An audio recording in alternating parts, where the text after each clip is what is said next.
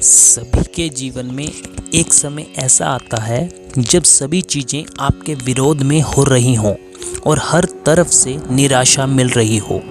चाहे आप एक प्रोग्रामर हैं या कुछ और, आप जीवन के उस मोड़ पर खड़े होते हैं जहां सब कुछ गलत हो रहा होता है। अब चाहे ये कोई सॉफ्टवेयर हो सकता है जिसे सभी ने रिजेक्ट कर दिया हो, या कोई फैसला जो बहुत ही भयानक साबित हुआ हो, लेकिन सही मायने में विफलता सफलता से ज़्यादा महत्वपूर्ण होती है। हमारे इतिहास में जितने भी बिजनेसमैन, साइंटिस्ट और महापुरुष हुए हैं, वे जीवन में सफल बनने से पहले लगातार कई बार फेल हुए हैं। जब हम बहुत सारे काम कर रहे हों तो ये ज़रूरी नहीं कि सब कुछ सही ही होगा, लेकिन अगर आप इस वजह से प्रयास करना छोड़ देंगे तो कभी सफल नहीं हो पाएंगे। हेनरी फोर्ड, जो बिलियनियर और विश्व प्रसिद्ध फोर्ड मोटर कंपनी के मालिक हैं, सफल बनने से पहले फोर्ड 5 अन्य बिजनेस में फेल हुए थे।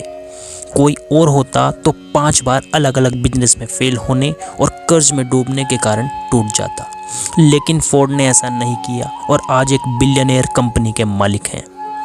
अगर विफलता की बात करें, थॉमस अल्वा एडिसन का नाम सबसे पहले आता है। लाइट बल्ब बनाने से पहले उसने लगभग 1000 विफल प्रयोग किए थे। एल्बर्ट आइंस्टीन, जो 4 साल की उम्र तक कुछ बोल नहीं पाता था और 7 साल की उम्र तक निरक्षर था, लोग उसको दिमागी रूप से कमज़ोर मानते थे, लेकिन अपनी थ्योरी और सिद्धांतों के बल पर दुनिया का सबसे बड़ा साइंटिस्ट बना। अब जरा सोचो कि अगर हेनरी फोर्ड 5 बिजनेस में फेल होने के बाद निराश होकर बैठ जाता, या एडिसन 999 असफल प्रयोग के बाद उम्मीद छोड़ देता, और आइंस्टीन भी खुद को दिमागी तौर पर कमज़ोर मानकर बैठ जाता, तो क्या होता?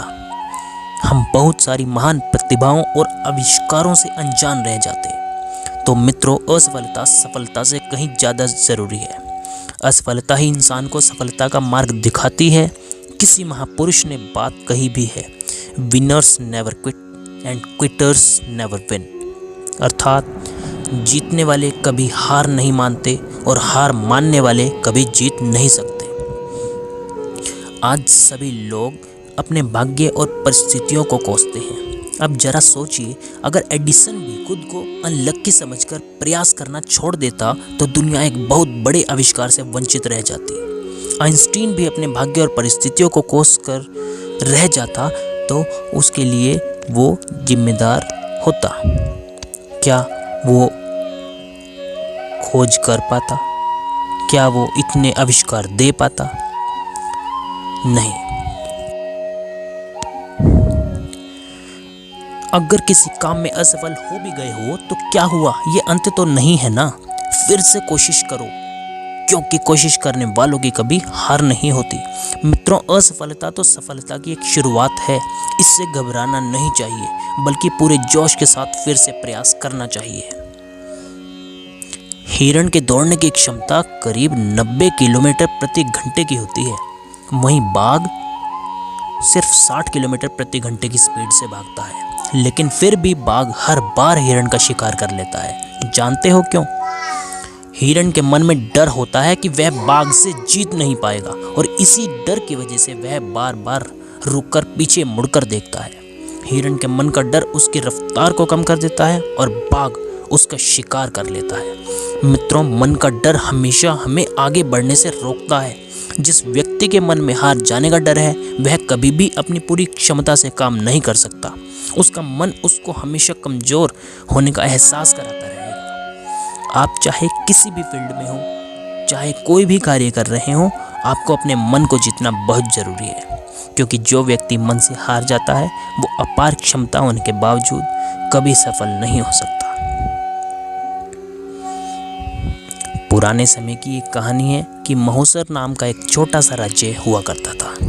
एक दिन गुप्तचरों ने राजा को सूचना दी कि पड़ोसी राज्य पर हमला हम करने वाले हैं।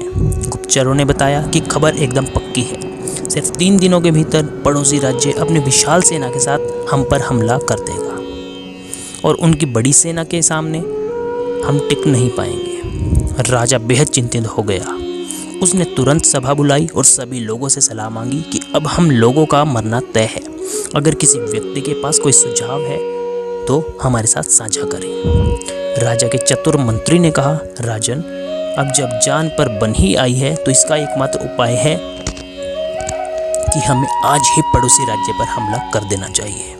राजा बोला, मंत्री जी, हमारी सेना बहुत छोटी है, हम उनका मुकाबला कैसे कर पाएंगे? मंत्री बोला, राजन, पड़ोसी राज्य की अभी युद्ध की तैयारी नहीं है, अभी उन पर हमला कर दिया तो वो संभल नहीं पाएंगे और हमारे जीतने की कुछ तो उम्मीद बनेगी। ऐसे भी अगर हमने हमला नहीं किया तो हमारा विनाश तो तय है, क्योंकि कुछ दिनों में पड़ोसी राज्य हम पर कब्जा कर लेगा। राजा को बात जच गई। उसने तुरंत अपनी सेना को तैयार होने का आदेश दिया और राज्य के नागरिक भी सेना के साथ जुड़कर युद्ध करने चले गए। पड़ोसी राज्य में जाने से पहले एक सेना को विशाल नदी के ऊपर बना एक पुल पार करना होता था। जैसे ही सेना पुल पार करके पड़ोसी राज्य में घुसी तो राजा ने उस पुल को आग लगवा दी और सेना को बोल दिया कि अब हमारे पास वापस जाने का कोई रास्ता नहीं है, या तो हमें विजय प्राप्त करनी है या मरकर प्राण त्याग करने हैं। सभी सैनिक अपनी पूरी क्षमता के साथ लड़े और पड़ोसी राज्य की बड़ी सेना को भी मात दे दी।